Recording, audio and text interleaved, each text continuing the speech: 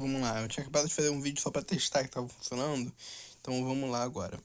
Isso aqui vai ser sobre Constituição, a matéria da semana que o nosso grande professor deu, não vou falar o nome dele porque não acho que muita gente vai ver isso, eu tô fazendo mais pra eu mesmo estudar, fica mais fácil, eu acho que eu aprendo ensinando, e é isso aqui é mais pra mim mesmo, mas eu vou deixar no YouTube, se alguém da minha sala precisar, eu ajudo. Vamos lá. Isso aqui é a teoria da Constituição. Ou, no caso, a gente vai estudar as bases da teoria da Constituição moderna, quais são as constituições modernas, como elas foram formadas, seu contexto histórico de formação e etc. Então, vamos lá. O berço do constitucionalismo acontece na real, porque já terminou na real, foi no Reino Unido, a partir da Revolução Gloriosa. O que foi essa Revolução Gloriosa? Foi a limitação do poder dos monarcas por meio das classes nobres e burguesas que vinham surgindo. Por quê? Porque o rei, no momento, era utilizado o tal do direito divino do rei, ou seja, o rei era rei porque Deus o escolheu para tal. E porque Deus escolheu ele para tal, ele teria um poder divino, um poder absoluto sobre todos. O famoso Estado sou eu do Luís... Luís alguma coisa, agora eu não lembro. É o Luís alguma coisa? O Luís XIV, eu acho? Falou o Estado sou eu? Ou o Henrique VIII? Acho que foi o Henrique VIII, na real. Não, foi o Luís XIV. Foi o Luís XIV, foi o rei francês. Se eu não me engano, foi o Luís XIV, mas eu pesquisaria para conferir. Mas foi essa monarquia absolutista que as constituições, a Constituição, a Constituição não surgiu ainda, mas no caso que a Revolução Gloriosa veio para combater. Por quê? Porque, basicamente, por causa dos altos impostos cobrados a partir dos anos 1600 e pouquinho, que teve a Guerra dos 100 Anos, tinha várias guerras que a Inglaterra estava se envolvendo, e por causa disso a necessidade de ouro, de moedas, estava crescendo. Devido a isso, o rei da Inglaterra estava aumentando os impostos. E os nobres ficaram insatisfeitos e fizeram essa revolução para instituir limites à monarquia, ao rei absolutista. E essa questão do rei absolutista, eu fiz isso aqui, essas coisas aqui, só para me localizar. E eu vou falar agora primeiro do direito divino do rei, depois eu vou para o 2 e etc. Eu não vou seguir sempre a ordem, mas eu vou tentar manter ela porque foi como me veio a cabeça a melhor estrutura para vir a falar sobre isso. Na queda das monarquias absolutistas, principalmente com a Revolução Francesa, foi esse estopim do direito, o direito dos homens e dos cidadãos, por exemplo, surgiu a partir da Revolução Francesa, e foi a primeira, o direito dos homens e do cidadão, não vou escrever tudo, mas você já entendeu, foi a primeira gerações de direitos não constitucionais em si. Na real, era constitucional sim, o direito dos homens e cidadãos. Acho que pode ser considerado uma espécie de constituição, porque ele estabelece normas que serviriam como base para a sociedade. E nesse direito dos homens cidadãos, a partir da Revolução Francesa, ele elenca diversas coisas, como direito à propriedade, direito à liberdade, tanto religiosa como outras, liberdade de associação, uma série de outros direitos. E esse do homens cidadãos, pode até parecer, nossa, todo mundo, Revolução Francesa é muito foda, todo mundo tá abrangido, etc, etc. Mas, na verdade, isso era só até a página 2, porque restringia muito a participação de mulheres, restringia muito a participação de certos grupos sociais, e eram basicamente a elite que ajudou na Revolução Francesa, porque a Revolução Francesa foi um movimento popular, mas gerenciado pelas elites, porque depois que caiu a monarquia, quem assumiu foi a nobreza, uma parte da nobreza, no caso, que estava insatisfeita com a monarquia, e os grandes burgueses. E foi isso. Foi o direito dos homens e cidadãos, eu achei relevante falar. E a partir disso, essa coisa de direitos iguais, a Revolução Francesa, nossa, os direitos dos homens, cidadãos e etc., teve a Revolução do Haiti, que foi muito violenta, foi principalmente liderada por escravos negros, que trabalhavam nas fazendas do Haiti, e eles clamaram: não é direito, é direito dos homens, dos homens e dos homens. Pois bem, apesar de ser escravo, eu sou um homem, eu sou um ser humano, então eu não mereço esses direitos? Por que eu não mereço esses direitos? E a partir disso a Revolução Haitiana se deu e foram em busca dessa igualdade de direitos que a Revolução Francesa impunha à sociedade, ok? E uma outra coisa interessante para falar, que essa Revolução Gloriosa, não existia a Constituição ainda. Na Revolução Gloriosa foi em 1630, se não me engano. Se não me engano foi isso, mais ou menos isso. Ocorreu uma limitação dos poderes do rei. E essa limitação atualmente se dá pelas constituições. Não limita-se um rei em si, algumas sim, porque algumas são monarquias constitucionais, mas limita-se principalmente o poder, os poderes, no caso, deles. Os poderes do executivo, do judiciário e do legislativo. A Constituição serve como parâmetro para a sociedade. A sociedade tem que seguir as regras que a Constituição impõe, porque senão essas regras se tornam... porque senão a sociedade entra em caos. A Constituição serve para regular a sociedade. No entanto... Aqui, eu justamente falei isso. As constituições disciplinam o poder, o limitam. Elas controlam a autoridade. Só que tem uma questão, que especificamente no Brasil, que o Brasil ele adotou uma constituição na qual o poder judiciário tem um poder mais elevado, vamos dizer assim.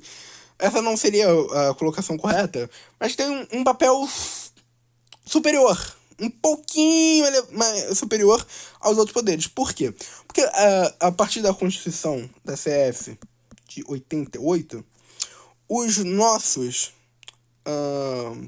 congressistas que geraram a Constituição, eles tentaram fazer mecanismos para impedir a volta de uma ditadura. E por causa disso, o judiciário ganhou mais poder, regula mais coisas, nem regula mais coisas, mas tem mais poder dentro da Constituição, como forma de prevenir outro golpe.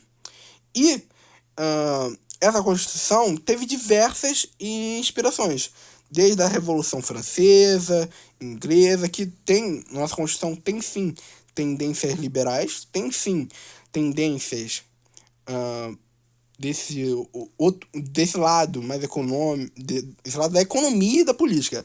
Mas a nossa Constituição também adotou uma série, no caso aqui, uma série de outras coisas, outras ideologias, outras ideias. Ela segue, sim, uma base cultural portuguesa, tanto que para portugueses tirarem vistos, países de língua portuguesa tirarem vistos, eles só precisam ficar aqui durante um ano, e eles podem ter a naturação, ter um ano de moradia ininterrupta no país, ter imóvel ou residência fixa, e ter, se não me engano, não ter antecedentes criminais. Se eles tiverem tudo isso, permanecerem aqui por um ano, eles têm esses direitos. E, voltando a falar o que eu estava falando, eles conseguem a naturalização, no caso, naturalização. A naturalização é conseguida mais fácil para esses países de língua lusófona. Mas a Constituição também, como eu estava falando antes, ela é baseada no liberalismo e possui ideologias opostas. Ou seja, a nossa Constituição não foi uma banca única que estabeleceu uma Constituição. Não é uma Constituição nem de esquerda nem de direita.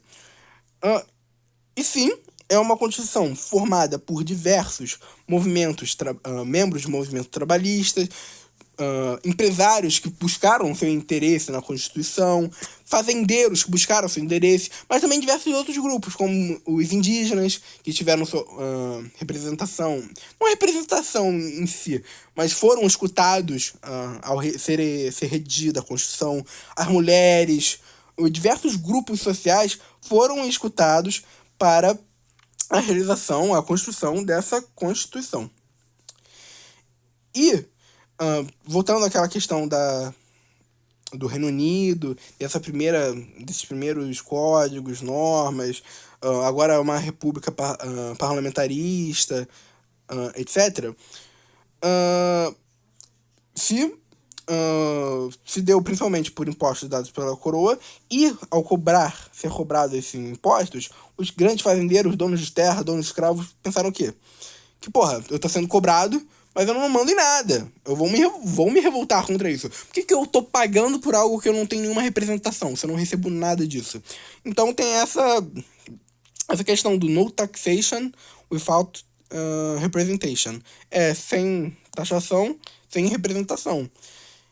E isso está representado aqui no Brasil de uma outra forma. A gente não invadiu o Palácio do Planalto e, meteu uma algazarra, fez uma revolução aqui no Brasil, mas na CF de 88, é bom relembrar, que na anterior não tinha isso, se eu não me engano, tem o conceito da legalidade tributária, ou seja, só se cria impostos com aprovação do Congresso, porque o Congresso, tecnicamente, pelo menos deveria ser, é o representante do povo. O rei não era o representante de Deus na Terra, nosso Congresso é o representante do povo. Ele está, tecnicamente, lá para votar, escolher, fazer pautas que sigam os desígnios da população, que favoreçam a população. E, agora, só para terminar, eu vou falar sobre a questão das constituições. Existem diversos tipos de constituição no mundo. Por exemplo, tem constituições, se não me engano, tem países dos Emirados Árabes, alguns específicos, não só dos Emirados Árabes, como, por exemplo, a China tem uma constituição, Coreia do Norte, se não me engano, tem uma constituição também, que tem constituições. Só que é bom lembrar que constituições, elas servem para, como eu escrevi aqui, para legitimar o poder. Constitucionalismo não é igual à democracia. Não é igual à democracia. São coisas totalmente diferentes. O constitucionalismo é um meio de legitimar o poder. Porque se a pessoa questionar seu poder, por exemplo, e a pessoa falar, não, eu tô fazendo isso porque eu quero. Porra, essa pessoa não tem nenhuma legitimidade pra fazer. Porra, eu tô fazendo porque eu quero, isso não tem legitimidade. Não tem uma base forte o suficiente para garantir uma aceitação social dos atos que essa pessoa está fazendo. Mas se você tem um código de normas escrito, mesmo que você faça atrocidades no seu governo, mesmo que você faça diversas coisas no seu governo, é legitimado, tem uma certa legitimidade, ok? E não deixa de ser um contrato social, que pelo menos aqui no Brasil, foi os congressistas que fizeram nossa Constituição. E os congressistas não deixavam de ser aqueles eleitos pelo povo.